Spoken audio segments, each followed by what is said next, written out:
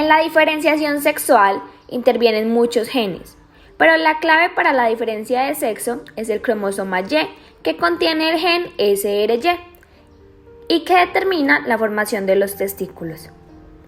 A pesar de que el sexo está determinado genéticamente, las gónadas no adquieren características femeninas o masculinas hasta más o menos la séptima semana. Las crestas genitales o gonadales se forman por la proliferación del epitelio y la condensación del mesénquima subyacente.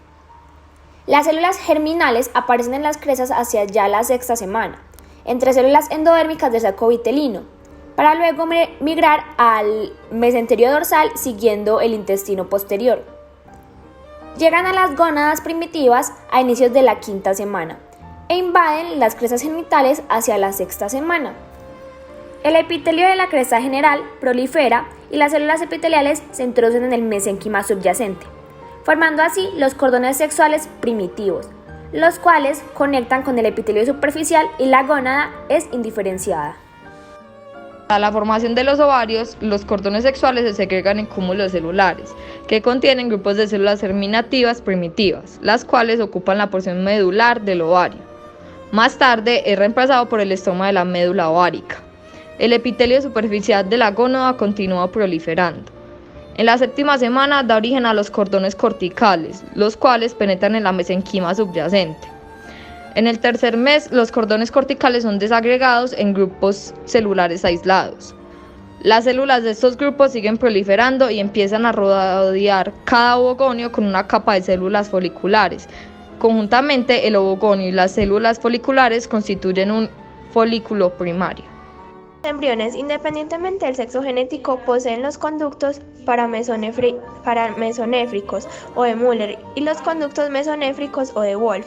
El conducto paramesonéfrico o de Müller aparece como una invaginación del epitelio celómico del pliegue urogenital. El conducto desemboca la cavidad celómica por medio de una estructura infundibular. En la línea media se ponen en contacto con el conducto paramesonéfrico y luego se fusiona para formar el conducto uterino. El extremo caudal de los conductos combinados se proyecta hacia la pared posterior del seguro genital, donde se forma la tubérculo paramesonéfrico de Müller. Los conductos mesonéfricos desembocan en el seguro genital a cada lado del tubérculo de Müller. El conducto paramesonéfrico se convierte en el conducto genital principal.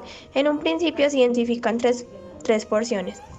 Una parte vertical craneal se abre en la cavidad abdominal, una parte horizontal que atraviesa el conjunto mesonéfrico y una parte vertical caudal que se fusiona con la del lado opuesto. Las dos primeras posiciones se convierten en las trompas de Falopio y las partes caudales fusionadas forman la cavidad uterina. La segunda parte de los conductos paramesonéfricos sigue los pliegues urogenitales. Los conductos se fusionan en la línea media y dan origen al ligamiento ancho del útero, en su borde superior. Está la trompa de Falopio y en la superficie posterior se encuentra el ovario. El útero y los ligamentos anchos dividen la cavidad pélvica en la bolsa rectouterina y la bolsa uterovesical. Los conductos paramesonéfricos fusionados dan origen al cuerpo y el cuello del útero. Están rodeados de mesenquima que rodeará la capa muscular del endometrio y el perímetro. En la formación de la vagina, el extremo macizo de los conductos paramesonéfricos alcanzan el seguro genital y se forman dos evasiones sólidas a partir de la parte pélvica del seno. Estas evaginaciones son los bulbos senovaginales que proliferan y forman la placa vaginal. La proliferación en el extremo craneal de la placa aumenta la distancia entre el útero y el seno genital.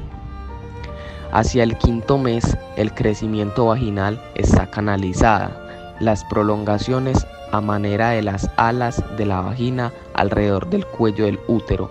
Los fondos de sacos vaginales son de origen paramesonéfrico.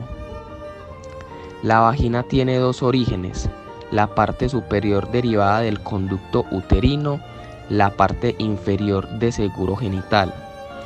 La vagina permanece separada del seguro genital por el himen.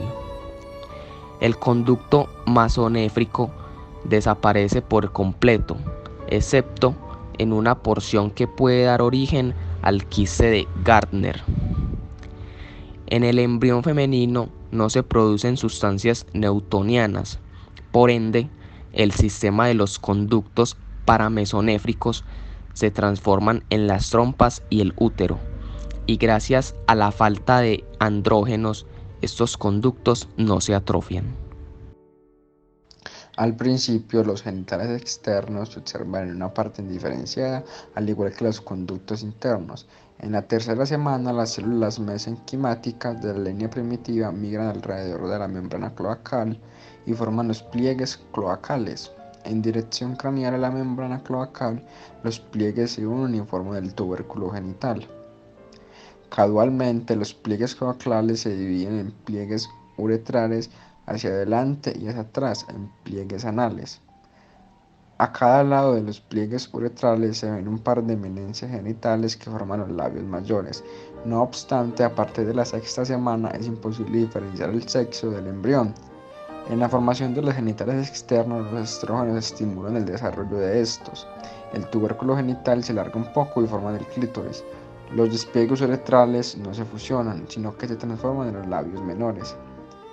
Las eminencias genitales se agrandan y forman los labios mayores y el sucubo genital queda abierto y forma el vestíbulo.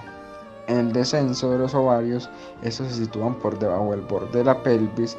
El ligamento genital craneal se transforma en el supletorio del ovario, mientras el ligamento genital caudal origina el ligamento del ovario propiamente dicho y el ligamento redondo del útero que llega hasta los labios mayores.